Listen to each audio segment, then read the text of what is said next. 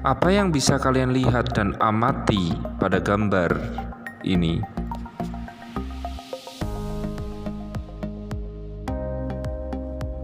Baik, apa kabar semuanya untuk anak-anakku yang sedang belajar dari rumah?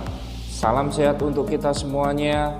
Nah, anak-anak, pada kali ini, terutama untuk sesi ini, kita akan membahas mengenai kelanjutan dari transformasi geometri. Yang pertama, kita sudah belajar mengenai translasi. Yang kedua, tentang refleksi. Dan yang ketiga, ini kita akan membahas mengenai rotasi.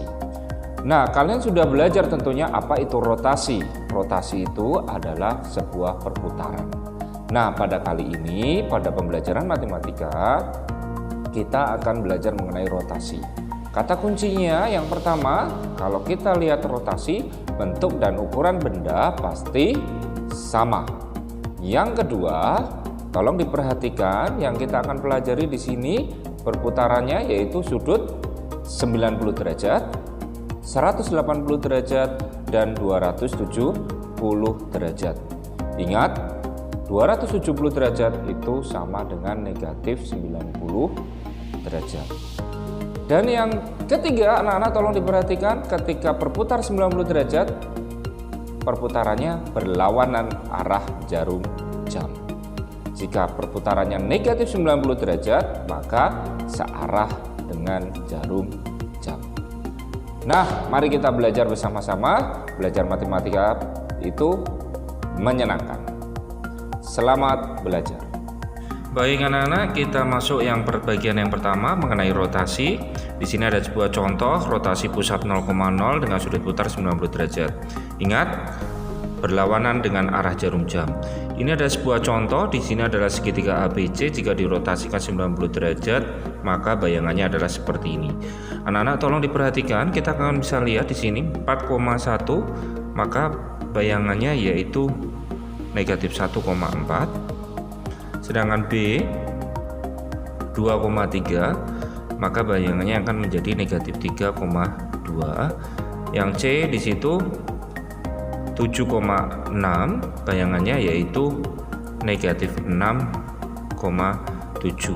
Yang bisa kita simpulkan, jika pusatnya 0,0, sudut putar 90 derajat, maka akan menjadi negatif Y, X. Jadi anak-anak, kalau misalnya ada pertanyaan lagi, contoh kalau misalnya saya punya B 2,4, kalian langsung saja di sini B-nya menjadi negatif 4,2. Cukup mudah bukan? Baik anak-anak, kita lanjut contoh yang kedua, rotasi pusat 0,0, sudut putarnya 180 derajat. Kita lihat di sini adalah bidang segitiga ABC. Jika kita rotasikan 180 derajat, ingat ya, berlawanan dengan arah jarum jam, maka bayangannya adalah ini. Kita bisa lihat 5,2 titik koordinat A menjadi negatif 5,2. B 1,5 menjadi negatif 1,5. C 5,7 titik koordinatnya, maka bayangannya menjadi negatif 5,7. Nah, anak-anak bisa melihat kalau kita buat sebuah kesimpulan, maka di sini adalah negatif X, negatif Y. Jadi jika ada soal B di mana di sini adalah X, dengan contoh yang lain misalnya 4, negatif 7, dirotasikan pusatnya 0, 180 derajat, maka bayangannya yaitu 4 menjadi negatif 4, negatif 7 menjadi 7. Sangat mudah bukan? Kita masuk selanjutnya, rotasi dengan contoh ketiga, pusat 0,0, sudut putar 270 derajat atau negatif 90 derajat. Ingat, kalau kita mendekati seperti ini yaitu 270 derajat, atau bisa saya tuliskan negatif 90 derajat. Ini ada sebuah bidangnya, sedangkan ini adalah rotasinya. Nah, anak-anak tolong diperhatikan dengan baik.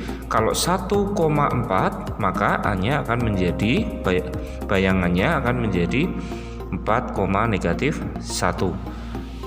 B di sini 4,6, maka bayangannya akan menjadi 6, negatif 4. C 6,1, maka bayangannya akan menjadi 1, negatif 6. Kesimpulannya apa yang bisa kita dapatkan? Jika dirotasikan pusat 0,0 270 derajat, maka kita dapatkan Y, negatif X.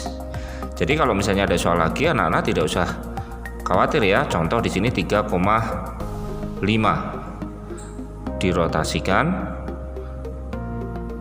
270 derajat, maka bayangan dari B tinggal 5 tab, negatif 3. Sangat mudah bukan?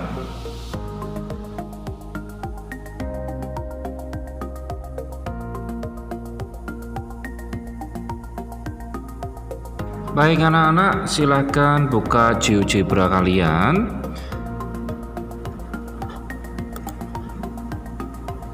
Jika sudah, anak-anak tolong kita akan membuat sebuah bidang dulu. Di sini ada segmen, tolong diklik segmen di situ seperti biasa.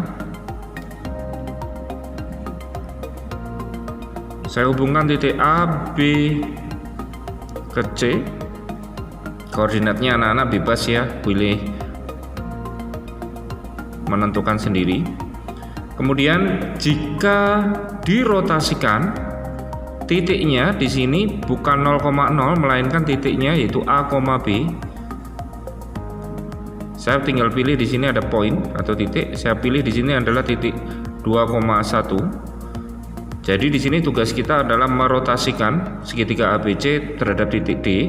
Anak-anak bisa klik di situ rotate around point. Kemudian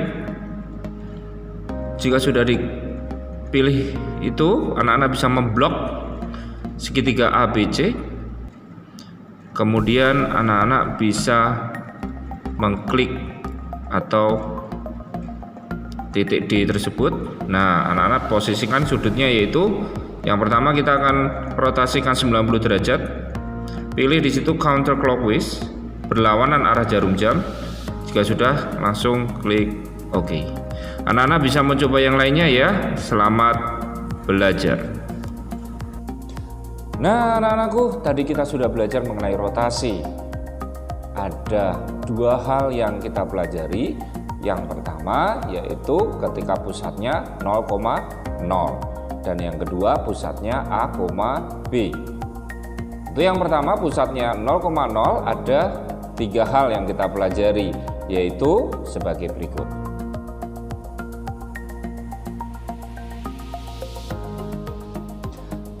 Nah, untuk selanjutnya sampai ketemu sesi selanjutnya, yaitu mengenai dilatasi. Selamat belajar, sukses buat kalian semuanya.